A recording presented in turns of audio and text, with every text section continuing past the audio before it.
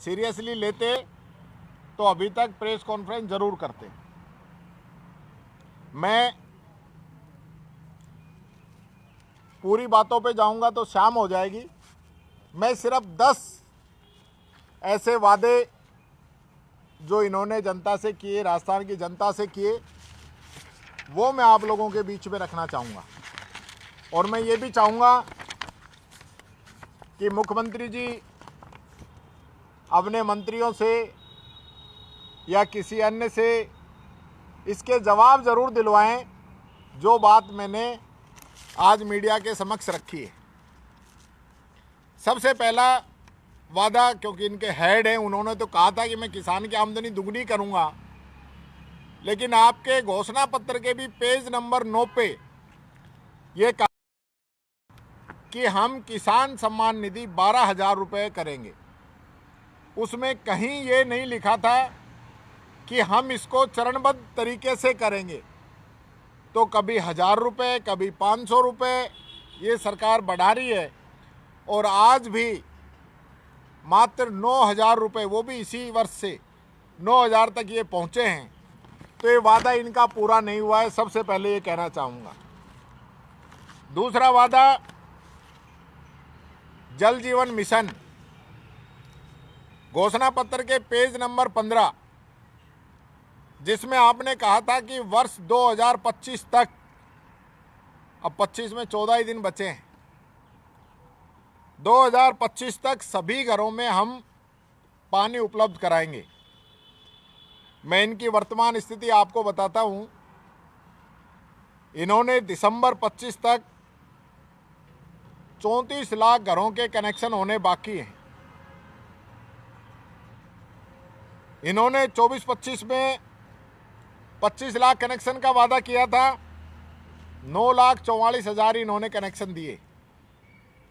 25-26 के बजट में भी 20 लाख कनेक्शन का वादा था, और 8 महीने इस वित्त वर्ष के बीतने के बाद भी 1,66,000 ही मात्र कनेक्शन इन लोगों ने दिए हैं।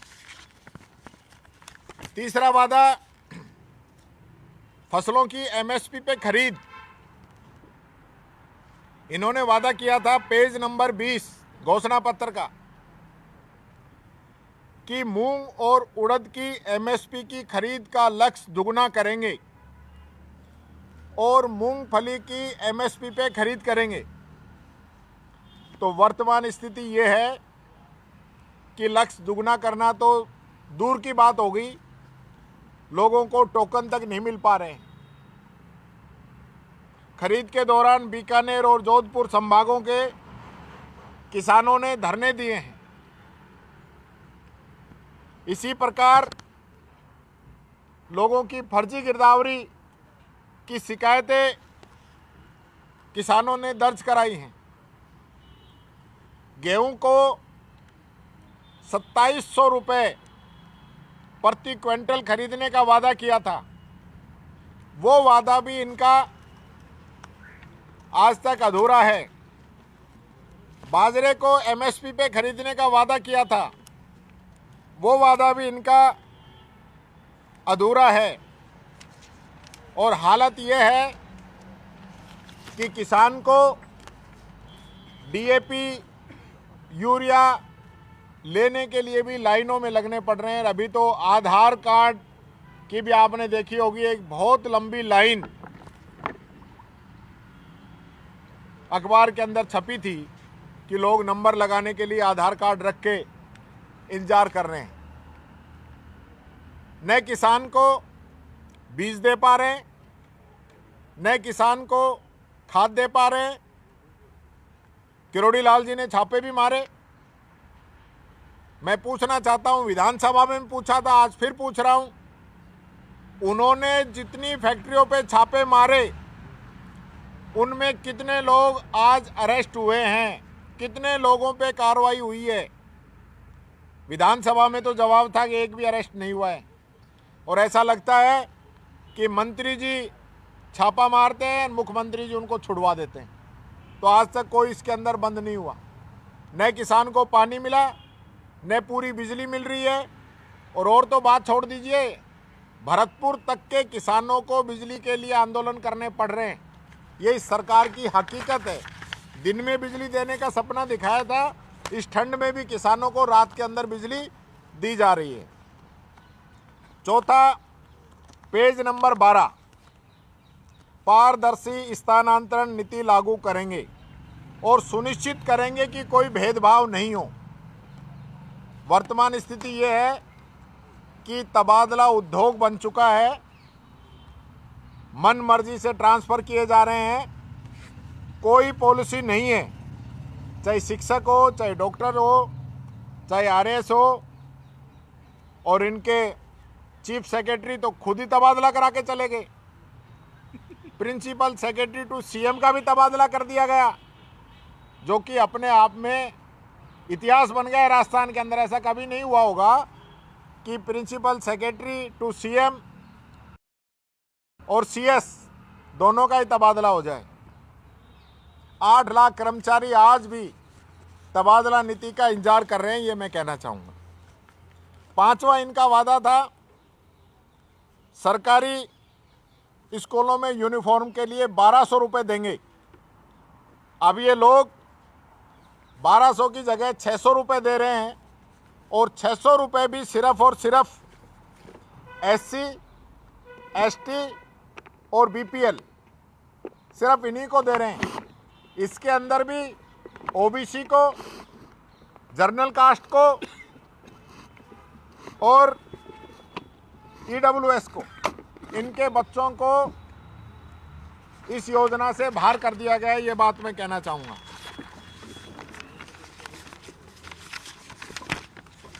इसी प्रकार से पशु बीमा की बात की थी कि दुधारू और अन्य पशुओं के लिए मुफ्त बीमा देंगे। हमारी सरकार में 80 लाख पशु जो है पंजीकृत थे, और इस सरकार के अंदर मात्र 20 लाख पशुओं का बीमा हुआ है। ये हकीकत है इनके वादे की। इसी प्रकार से 7वां वादा था इनका कि शिक्षा विभाग में 1 साल के अंदर, पहले वर्ष के अंदर सभी रिक्त पद भर दिए जाएंगे। तो अभी तक तो कोई भरे नहीं है, छोटी मोटी कोई भर्ती हुई है। 1.25 लाख से अधिक पद आज भी शिक्षा विभाग के अंदर खाली हैं। 8वां इनका वादा था कि प्रत्येक संभाग के अंदर आईआईटी और एम्स की तर्ज पर राजस्थान इंस्टीट्यूट ऑफ टेक्नोलॉजी और Rajasthan institute of medical science खोलने का वादा इन लोगों के द्वारा किया गया था, जिनकी वर्तमान स्थिति ये है कि जो पुराने संस्थान थे, मात्र उनका नाम बदलने का काम किया है। एक भी संस्थान इन लोगों के द्वारा नहीं खोला गया है। 9वां इनका वादा है कि जमीन नीलामी पर रोक, किसानों की जो जमीन नीलामी रोकने के लिए नीति बनाएंगे और नीलाम हुई ज़मीन का उचित मुआवजा दिलाएंगे। वादा इन लोगों ने किया था, लेकिन हकीकत यह है कि हमारे समय में कृषि ऋण राहत अधिनियम बना था, आयोग बनाया गया था, उसका भी इस्तेमाल ये लोग नहीं कर रहे हैं और न ही उसको संसाधन उपलब्ध करा रहे हैं, और इन 2 वर्षों में कोई भी काम इनके द्वारा नहीं किया गया है। इसी प्रकार से इनका वादा था कि पेट्रोल डीजल की कीमतें, यानी कि उस पर जो वैट लग रहा है, उसकी समीक्षा करके गुजरात और हरियाणा के समान करेंगे। तो ये वादा भी आपका पेंडिंग है। ये 10 बड़े वादे हैं।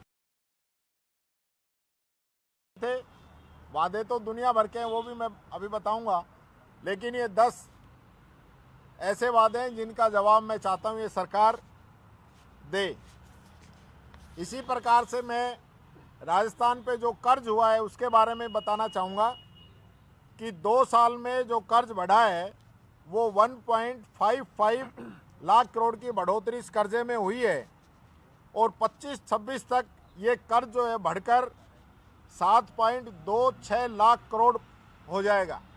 आज की तारीख में हर एक राजस्थानी पर 1 लाख का कर्जा हो गया है ये सरकार आने के बाद में।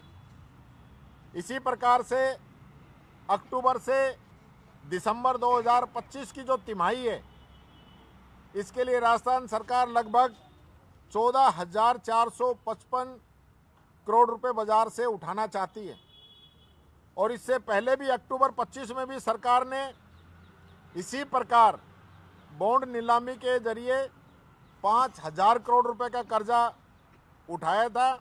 उस समय ब्याज दरें 7.23% से 7.57% के बीच में रही थी। इसी प्रकार से बजट घोषणाएं जो 2 बजट के अंदर इन लोगों ने की हैं, उन पे मैं छोटा सा आपको बताना चाहूँगा। 2 बजट में 2717 इन्होंने बजट घोषणाएं की हैं।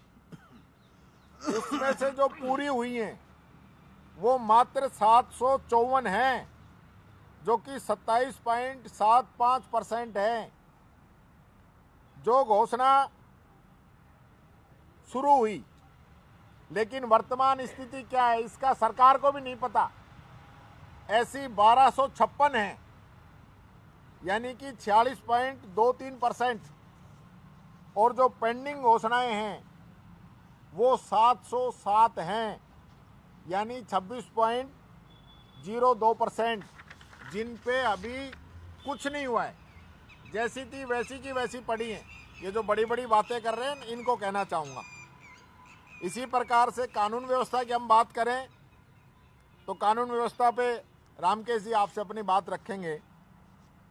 एजुकेशन की मैं बात करना चाहूँगा कि 23-24 में राजस्थान के अंदर 1.67 करोड़ छात्र थे, जो 24-25 में घटकर 1.62 करोड़ रह गए, यानी 5 लाख से ज़्यादा छात्रों में कमी आई है। 14,000 जो है कॉलेज के जो विद्यार्थी हैं उनके अंदर कमी आई है, ये बात मैं कहना चाहूँगा। 4 लाख नौकरी देने का वादा किया था, 95,000 नौकरी दी गई हैं। वो भी हमारे समय की जो ज़्यादातर नौकरी थी प्रोसेस में थी वो दी हैं। अभी प्रक्रियाधीन 1,53,000 ये बता रहे हैं। उसमें भी अधिकतम जो है 4th क्लास या सफाई कर्मचारियों की हैं। मैं इनसे पूछना चाहता हूं, 2 साल में इनकी सरकार बनने के बाद में कितने विज्ञापन आपने जारी किए और कितने नियुक्ति पत्र उनमें से आपने दिए, उनकी सूची भी जरा बता दे, जनता को तो पता चल जाए कि आपने कितनी नियुक्तियां दी हैं। ये मेरा इनसे पूछना है। निवेश पे मैं पूछना चाहूँगा कि एमओयू हुए हैं 35 लाख करोड़ के,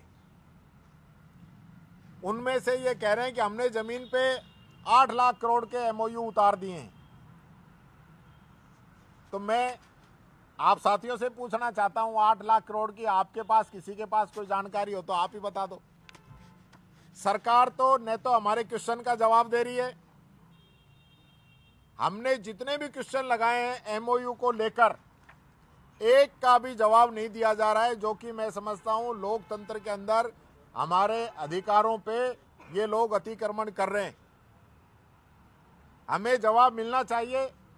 आरटीआई लगाते हैं, उसका जवाब नहीं मिलता है। आपको भी चैलेंज है, पूरी मीडिया को भी, कि 8 लाख करोड़ के एमओयू इन्होंने किन से किए हैं और उनकी क्या स्थिति है जो ये कह रहे हैं पूरे कर दिए।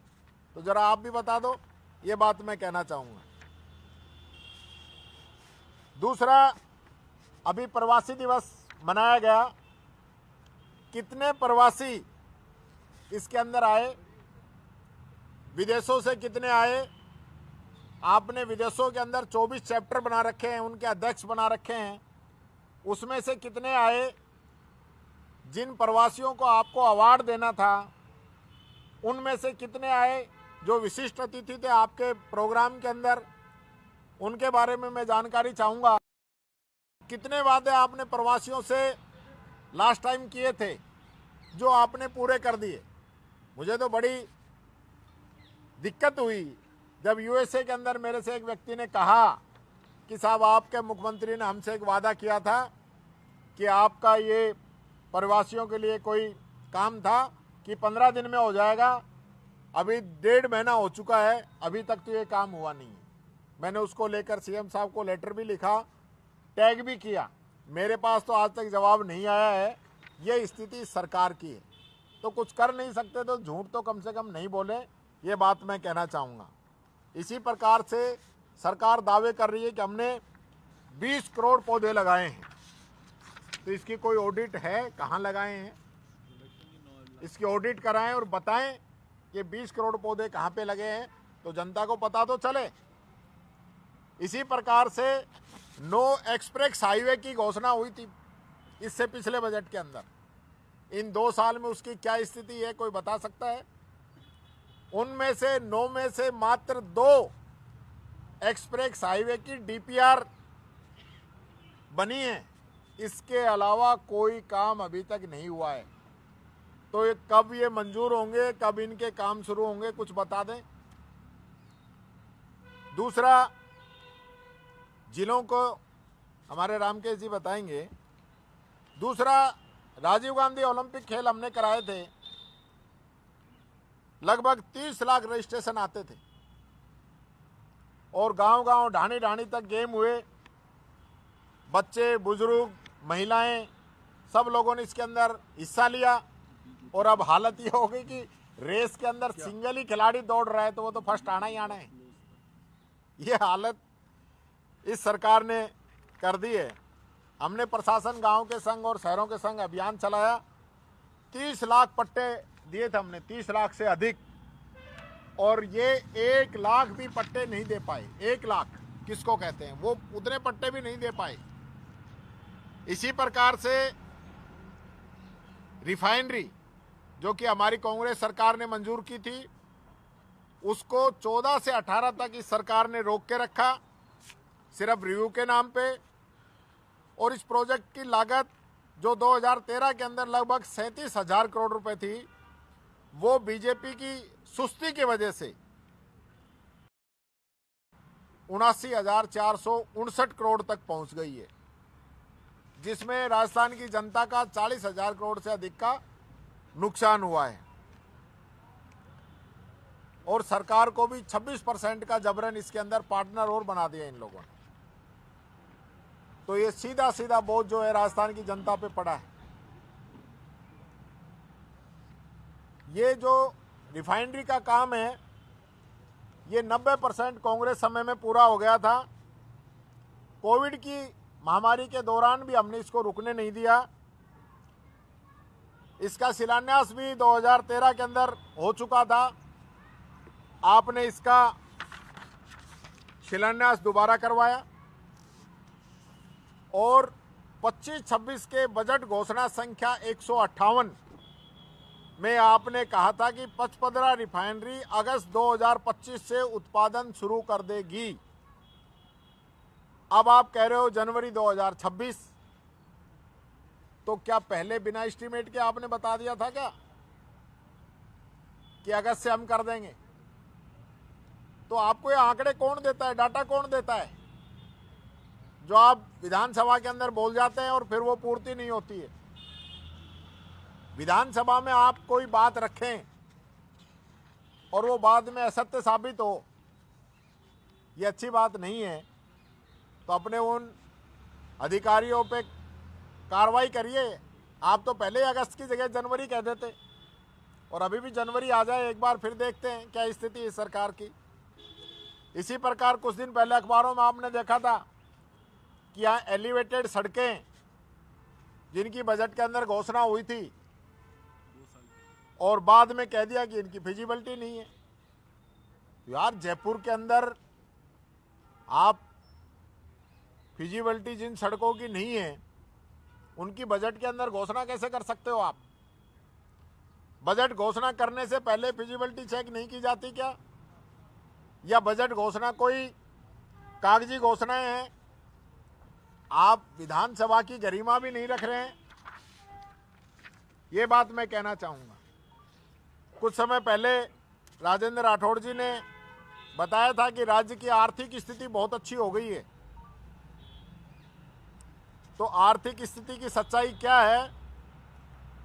अभी अक्टूबर तक के अनऑडिटेड फिगर्स वो सामने आ गए हैं। 2025-26 के कैपिटल एक्सपेंडिचर की बात करें तो प्रदेश में विकास कार्य ठप पड़े हैं। कैपिटल एक्सपेंडिचर का लक्ष्य 54,359 करोड़ रुपए का था, लेकिन अभी तक केवल 15,397 करोड़ रुपए ही, यानी कि 28.33% ही खर्च कर पाए। इसका मतलब है कि स्कूल, कॉलेज, हॉस्पिटल और सड़कों का जो निर्माण है वो रुका हुआ है, ये हकीकत है। इसी प्रकार 24-25 पर कैपिटल एक्सपेंडिचर का बजट 44,216 करोड़ रुपए रखा था, % कम,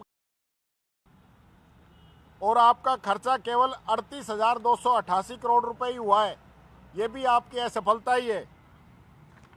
और केंद्र से जो मदद हमको मिलती है वो भी हमको पूरी नहीं मिल रही है, समय पे नहीं मिल रही है। केंद्र सरकार से 39,193 करोड़ रुपए मिलने की उम्मीद थी, लेकिन केंद्र से अभी तक 7,171 करोड़ ही मिले हैं, जो कि 18.30% हैं। तो यही डबल इंजन का फायदा है। इसी प्रकार से जो आपने एक नाटक देखा होगा, यहाँ नाटक हुआ था ERCP के नाम पे।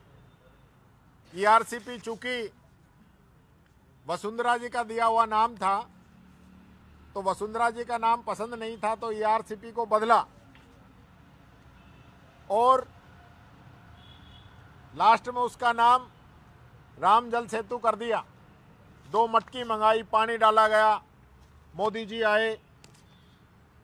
इससे पहले भी मोदी जी जयपुर और अजमेर के अंदर 2 बार घोषणा कर चुके थे इसको राष्ट्रीय परियोजना घोषित करने की, लेकिन अभी राज्यसभा के अंदर एक सवाल के जवाब में सरकार ने कहा है कि हम इसको राष्ट्रीय परियोजना घोषित नहीं करेंगे।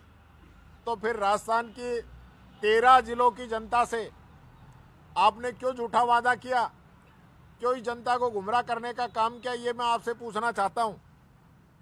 इसी प्रकार से जो वित्तीय अनुशासन जो आपका होना चाहिए था, रेवेन्यू डेफिसिट, वो 81.72% 7 महीनों में ही खत्म हो चुका है। बजट में अनुमान 31,324 करोड़ रुपए का था, लेकिन अक्टूबर तक ही घाटा 25,598 करोड़ रुपए पहुंच गया है। सरकार बाकी के महीने कैसे निकालेगी ये तो ये सरकार ही जानती है।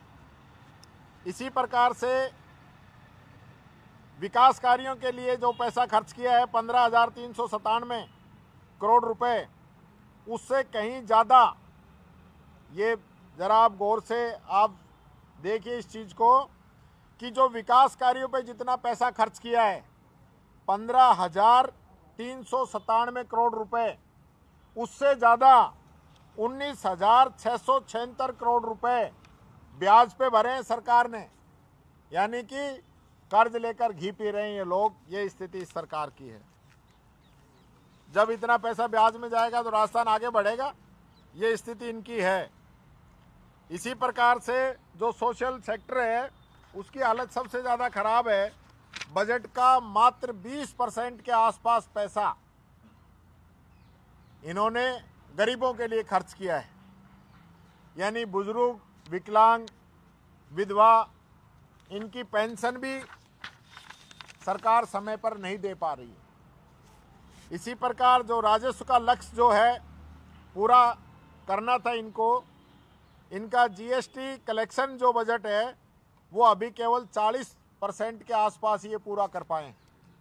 दिसंबर आ गया है, 9 महीने पूरे हो चुके हैं। इसी प्रकार आपने कहा था कि स्टेट GDP में बढ़ोतरी होगी, तो स्टेट GDP में 24-25 में बजट वर्ष की तुलना में 65,695 करोड़ की बढ़ोतरी हुई है। पर आपने छिपाया था कि पिछले बजट में वादा किया था कि प्रदेश की GDP 2025 तक 17,81,000 करोड़ हो जाएगी। तो ये बात जनता के सामने आ चुकी है, परंतु अभी 17,04,000 करोड़ ही पहुंची है। 77,000 करोड़ रुपए अभी भी आप पीछे चल रहे हैं। ये बात मैं कहना चाहूँगा। एक बहुत इम्पोर्टेंट इशू है, उसकी ओर भी मैं आपका ध्यान आकर्षित करना चाहूँगा। वो है अरावली के संबंध में। ये हम सब लोगों को बहुत गंभीरता से लेना पड़ेगा कि केंद्र सरकार की ये सिफारिश हुई है कि अरावली की परिभाषाएं बदल दी जाए कि जो 100 मीटर से ऊंची पहाड़ियां हैं वो अरावली में रहेंगी, उससे नीचे वाली अरावली में नहीं रहेंगी। केंद्र सरकार की सिफारिश पे सुप्रीम कोर्ट ने इसे मंजूरी दे दी है। यह एक सीधा सीधा विनाश का परमिट है। फॉरेस्ट सर्वे ऑफ इंडिया के आंकड़ों के अनुसार राजस्थान में अरावली की 90% पहाड़ियां 100 मीटर से कम ऊंचाई की हैं। और अब जो नियम बना है इस हिसाब से ये पहाड़ियां अब अरावली के अंदर नहीं आएंगी, और अरावली के अंदर नहीं आएंगी तो अब आप इनमें खनन की अनुमति देंगे, यानी कि पूरे जो हमारे पर्यावरण है उसको आप बिगाड़ने का काम करेंगे। आज भी जो हालत है देश की, दिल्ली की, एनसीआर की, मैं खुद अलवर से आता हूं, हमारा भिवाड़ी जो है विश्व के टॉप जो पोल्यूटेड सिटीज हैं उनके अंदर शामिल हो गया है। दिल्ली के हालात क्या हैं सब लोग जानते हैं, लेकिन इसके बावजूद दिल्ली के चारों तरफ जो अरावली है, राजस्थान के अंदर जो अरावली है, उसको ये लोग खत्म करना चाहते हैं। ये जो विशेषज्ञ हैं वो बताते हैं कि अरावली की जो 10 से 30 मीटर की छोटी पहाड़ियां हैं ये रेगिस्तान को रोकने का काम करती हैं, नहीं तो रेगिस्तान यहां तक बढ़ के आ जाएगा। ये केवल छोटी पहाड़ियां ही नहीं है, ये नेचुरल जल भंडार भी हैं। पानी इनके अंदर जाता है, वो रिश्ता हुआ नीचे भंडार होता है उसका, और धीरे धीरे धीरे वाटर लेवल इससे ऊंचा आता है। तो जो पानी सोखने की संरचना है वो भी इसके अंदर खत्म हो जाएगी। और ये एक चोर दरवाजा जो है अपने खनन मित्रों को फायदा देने के लिए ये सरकार चला रही है। पूरी कांग्रेस पार्टी और मैं इस निर्णय का विरोध करते हैं। राजस्थान की जनता भी इसका विरोध करती है, क्योंकि यहाँ 80-90% अरावली राजस्थान के अंदर आती है, और इसके खिलाफ जो भी हमको कानूनी रास्ते अपनाने पड़ेंगे वो भी हम अपनाएंगे, ये बात मैं कहना चाहता हूं। दूसरा, आज दिल्ली के अंदर कोर्ट का जो फैसला आया है उसका हम स्वागत करते हैं। सत्य की जीत हुई है, दूध का दूध और पानी का पानी हुआ है। ये सरकार सोनिया गांधी जी को, राहुल गांधी जी को बदनाम करने के लिए ईडी का दुरुपयोग कर रही थी। आज कोर्ट ने ईडी की जो चार्जशीट थी उसी को लेने से मना कर दिया। उन्होंने कहा कि न रुपए का लेन देन हुआ है न संपत्ति का लेन देन हुआ है, ये मामला बनता ही नहीं है। तो आप समझ सकते हैं ये एक और तथ्य देश के सामने आ गया कि ये सरकार विपक्षी दलों को ईडी, इनकम टैक्स और सीबीआई इनके सारे डराने धमकाने का काम करती है। इस फैसले का हम स्वागत करते हैं। सत्यमेव जयते। अब मैं चाहूँगा 2 मिनट रामकेश जी, 2 मिनट बोरा जी भी और 2 मिनट रफीक जी, फिर अपन क्वेश्चनों के। मैं केवल जो सरकार था शुरू में भ्रष्टाचार पर जीरो टॉलरेंस का जो वादा किया था, और इससे पहले भी भाजपा लगातार भ्रष्टाचार के मुद्दे को लेकर के आक्रामक रही है। इस 2 साल के पीरियड में अगर समस्त तथ्यों को अगर देखा जाए तो पूरे राजस्थान में चारों तरफ सभी विभागों में भ्रष्टाचार की सारी हदें पार हो चुकी है। एसीबी अगर कोई कार्रवाई करती है, ट्रैप की कार्रवाई करने के बाद में जब विभाग में और सरकार के सामने अभियोजन स्वीकृति का जब मुद्दा आता है तो पूरे राजस्थान में सारे विभागों में अभियोजन स्वीकृति के वो केसेस सारे के सारे पेंडिंग पड़े हुए हैं। सरकार के द्वारा जानबूझकर अभियोजन की स्वीकृति नहीं दी जाती है। ऐसा ही प्रकरण अभी तत्काल हमारे सामने आया है। 2023 में पकड़ी गई आरपीएस दिव्या मित्तल का केस देखिए। 16 करोड़ रुपए की दवाइयों का मामला था। 2 दिन पहले ही कोर्ट से उन्हें क्लीन चिट मिली है।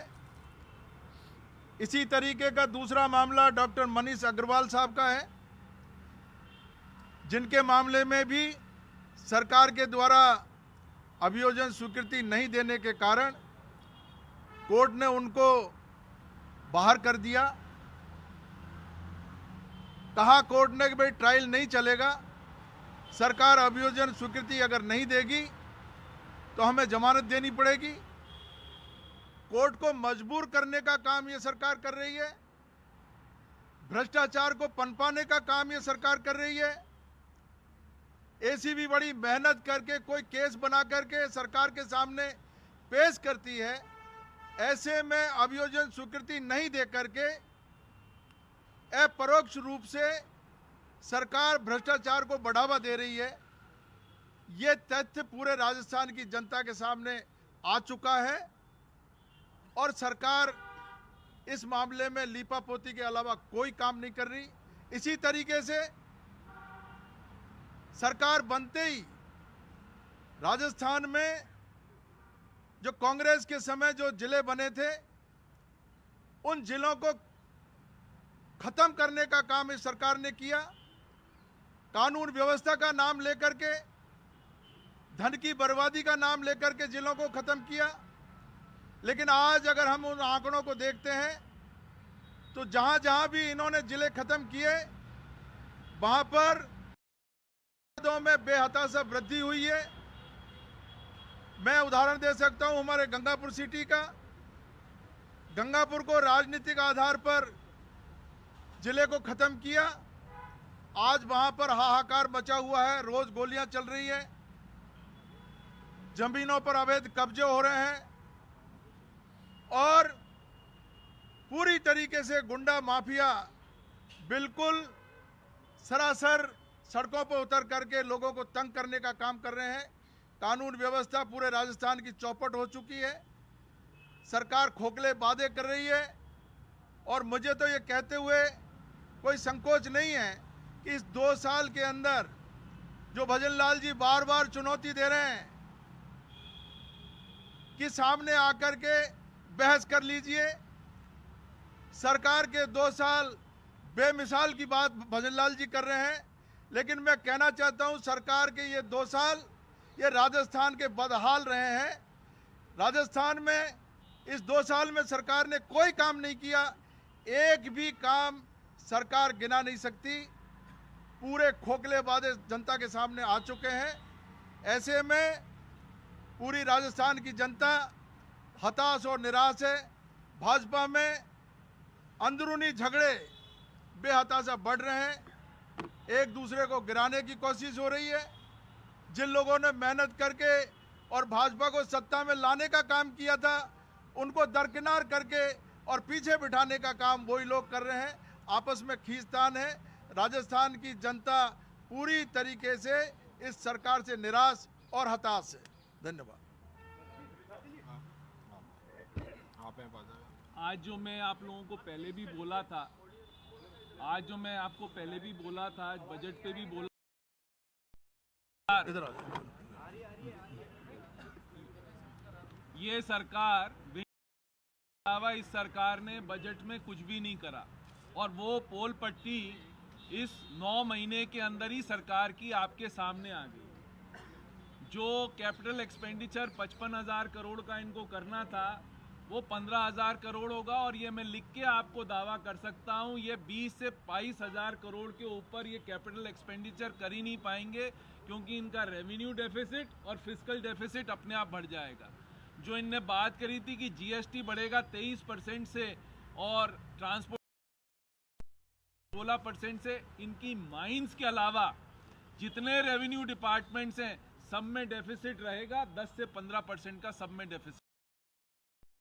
यार मैं खुले इस मन से आप चुनौती देता हूं चीफ मिनिस्टर को, जब चाहें जिस मंच पे चाहें मेरे से बहस कर लें ऑन फाइनेंशियल सेक्टर।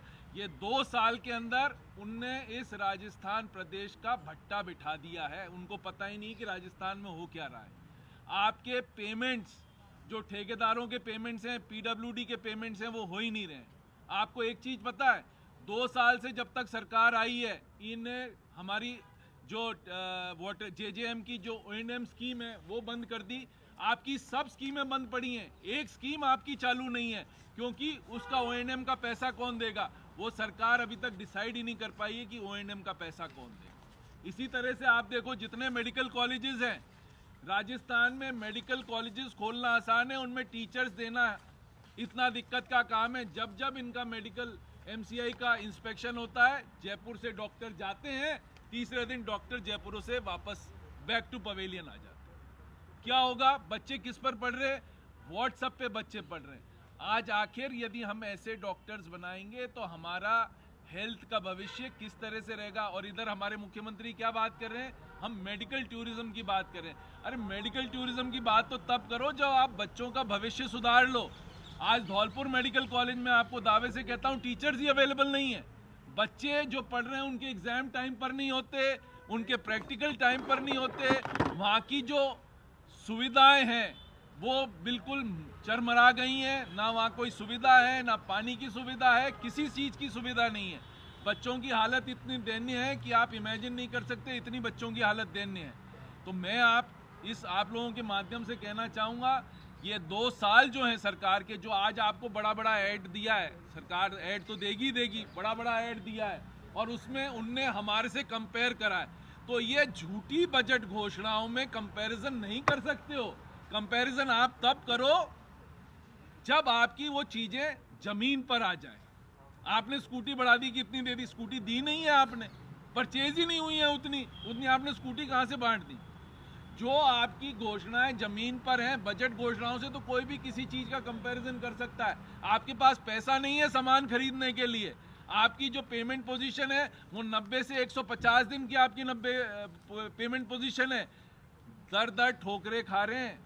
हमारे 2024 के जो वो पेमेंट हैं वो भी आज तक नहीं हुए, इसलिए सब काम रुके हुए हैं पीडब्ल्यूडी में।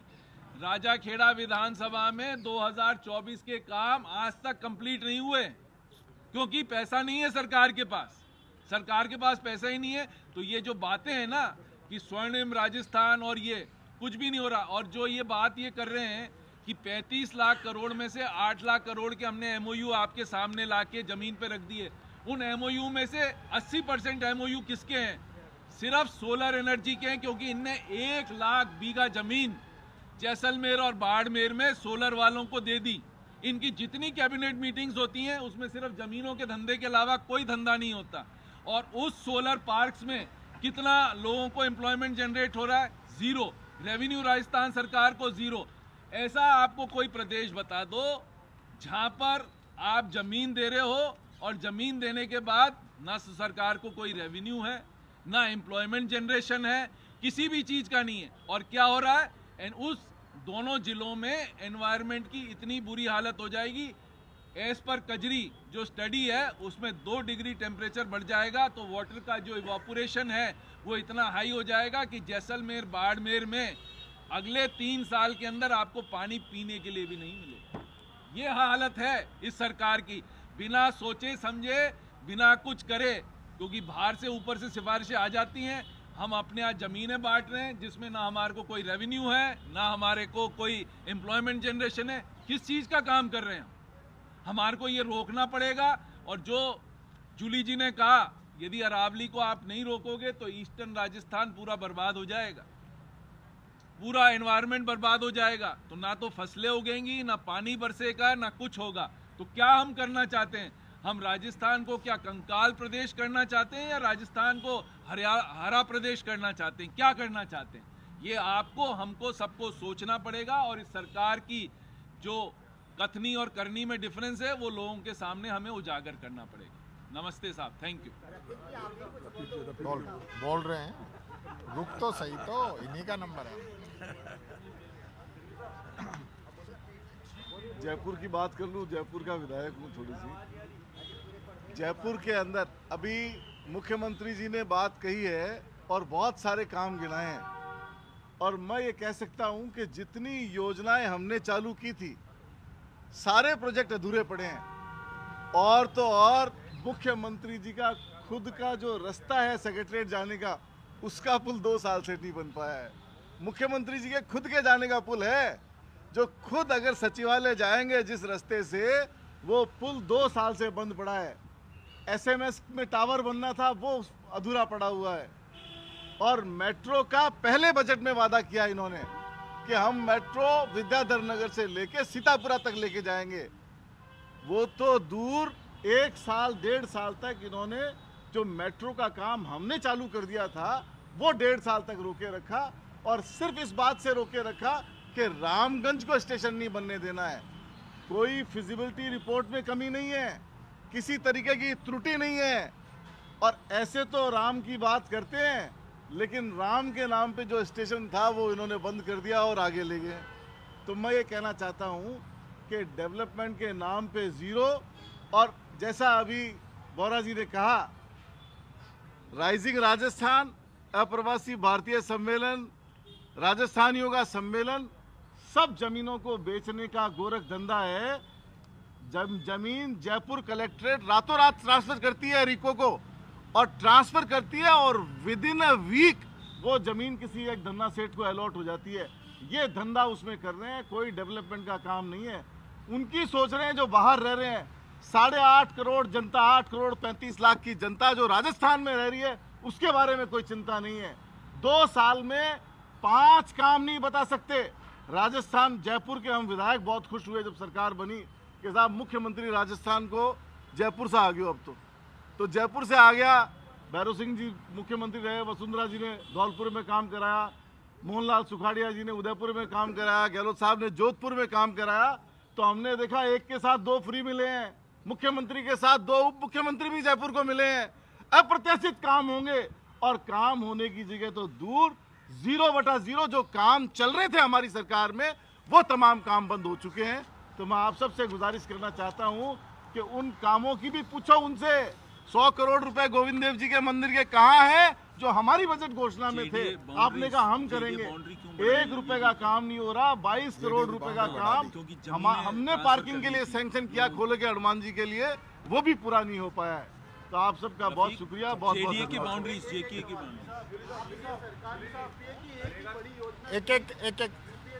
सबसे बड़ी योजना थी मनरेगा, उसका नाम बदल दिया जी राम जी कर दिया। उसके अलावा उसमें पहले केंद्र 100% पैसा देती थी, अब 40% राज्यों से लेगा। जो केंद्र की ऐसे टुकड़ों वाली योजना है केंद्र और राज्य वाले, वो तो ढंग से इम्प्लीमेंट नहीं हो रही। इस योजना का क्या होगा और नाम बदलने को किस तरह देखें? देखिए, ये नाम बदलने का तो इनका एजेंडा बहुत पहले से चल रहा है। सबसे पहले तो ये एक बात दर्शाता है कि इनको गांधी जी के नाम से दिक्कत है। मुंह में राम बगल में छुरी वाली बात करते हैं। बात तो करते हैं गांधी जी के आदर्शों की, पर सोच है गोडसे वाली, इसलिए ये इसका नाम भी बदल रहे हैं। भगवान श्री राम पे तो इससे बढ़ के एक और योजना हो सकती है, इससे बड़ी योजना हो सकती है। लेकिन मैं सबसे बड़ी बात जो आपने कही उसका जवाब देना चाहूँगा कि जो केंद्र सरकार पहले 90% पैसा देती थी, वो अब लगभग 50% ही देगी। और ये पहली ऐसी योजना नहीं है।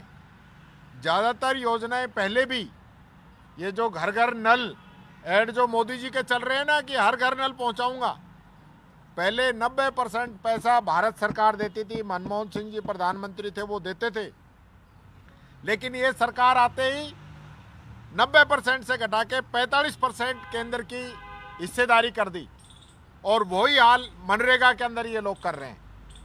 उसके अंदर ये भी लेके आ रहे हैं कि जब फसल का टाइम होगा तो 2 महीने मजदूरों को काम नहीं दिया जाएगा। ये तय करने वाले कौन होते हैं कि मजदूर 12 महीने में 100 दिन कब काम करना चाहता है? ये तो उनके अधिकारों पे आप सीधा सीधा अतिक्रमण कर रहे हैं। मजदूर को जब मजदूरी मिलेगी वो काम करेगा। आप उसके अंदर उसके पेमेंट में भी आप चेंज करना चाह रहे हैं, दिखावे के लिए 125 दिन कर रहे हैं। मैं चैलेंज कर रहा हूं, आज राजस्थान के अंदर अभी आप किसी भी चैनल पे लाइव चला के पूछ लेना जनता के व्यूज कि जनता को मनरेगा का काम मिल रहा है या नहीं मिल रहा है। जानबूझ के काम नहीं दिया जा रहा है, फार्म नंबर 6 नहीं भरवाया जाता है लोगों से, और यही हालत है कि 100 दिन का काम घटते घटते घटते घटते आज 23 दिन आ गया है। ये झूठ है इस सरकार का, और वैसे कहने को तो बहुत बड़ी बड़ी बातें करते हैं। तो ये तो इस देश की जनता के साथ धोखा है।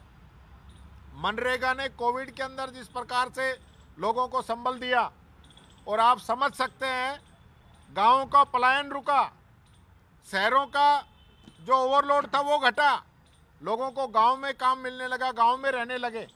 आपके पास शहरों की प्लानिंग है नहीं, गांव और छुड़वा दो लोगों का, फिर बेचारे रहेंगे झुकी झोपड़ियों के अंदर, फ्लाईओवर के नीचे। तो ये मजदूरों पे, किसानों पे बहुत बड़ा प्रहार केंद्र सरकार कर रही है, ये बात मैं कहना चाहूँगा।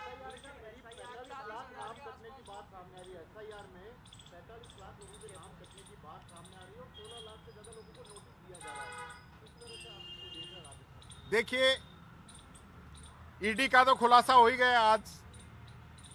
एसआईआर भी मैं फिर कहना चाहता हूं, जब सरकार साल में 2 बार चुनाव आयोग मतदाता सूचियों का पुनर्निरीक्षण कराता है, तो ये कौन सा विशेष अभियान था? ये तो आपने रात भर काम कराया बीएलओ से, वो बेचारे सुसाइड कर गए। 30 से अधिक बीएलओ देश के अंदर, इतना वर्कलोड था।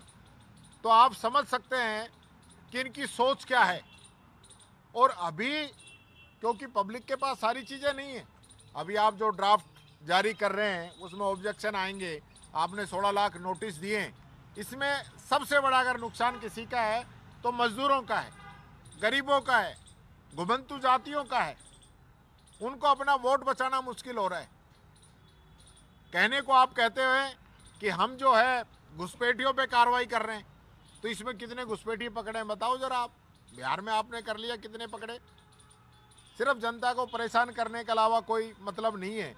ये इन्होंने जो कराया है, इसके हम पूरी जो है हमारे बीएलए हर बूथ पे बने हैं, हम सारी सूचियों का रिव्यू भी कराएंगे और हमारा बीएलए हर बूथ पे अपना रिव्यू करेगा।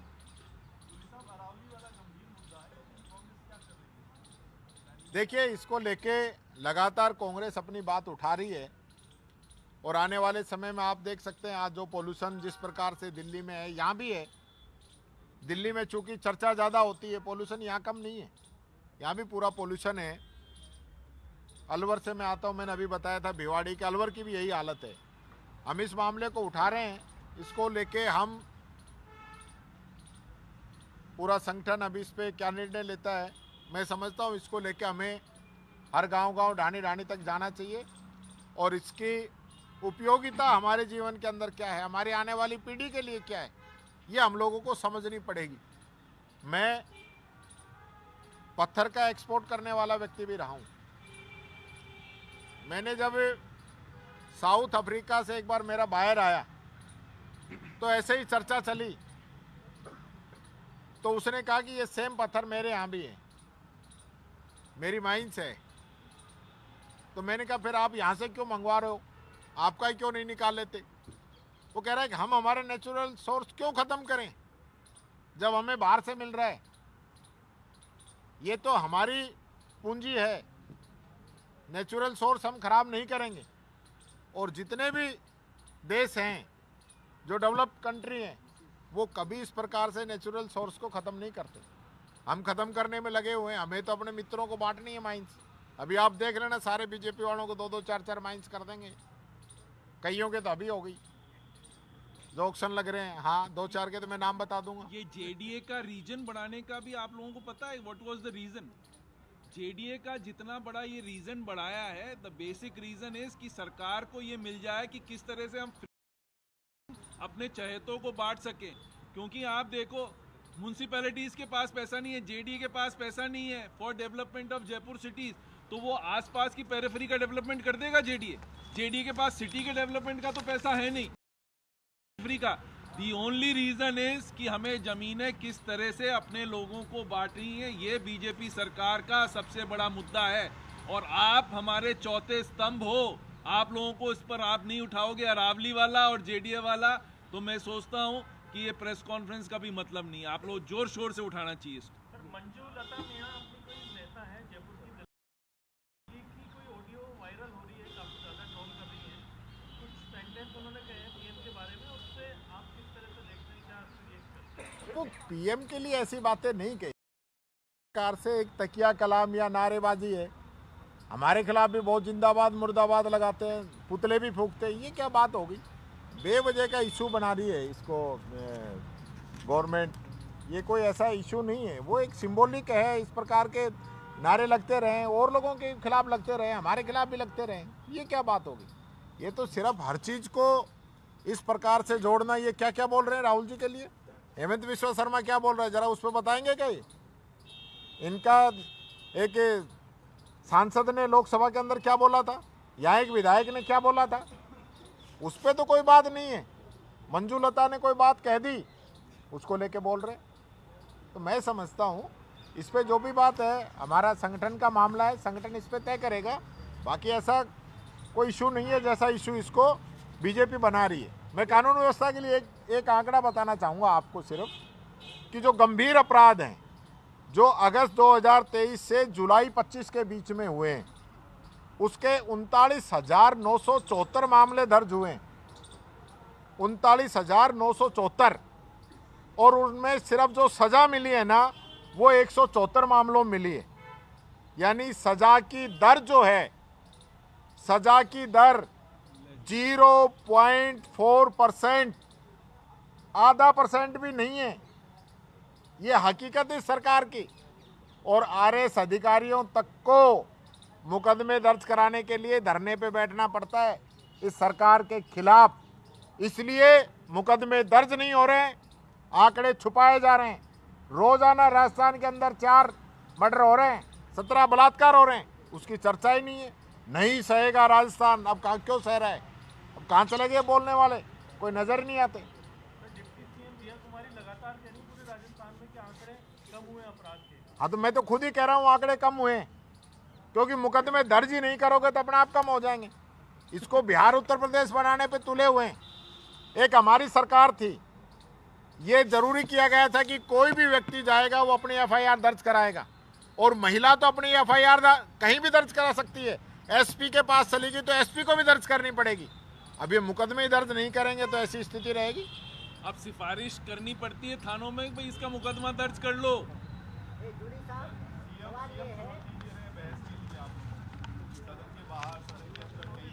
तो मेरे को सीएम की चुनौती स्वीकार है। सीएम जगह बता दे, मैं वहीं आ जाऊंगा। जगह, समय, वार, जो सीएम साहब चाहे मुझे मंजूर है, मैं आ जाऊंगा।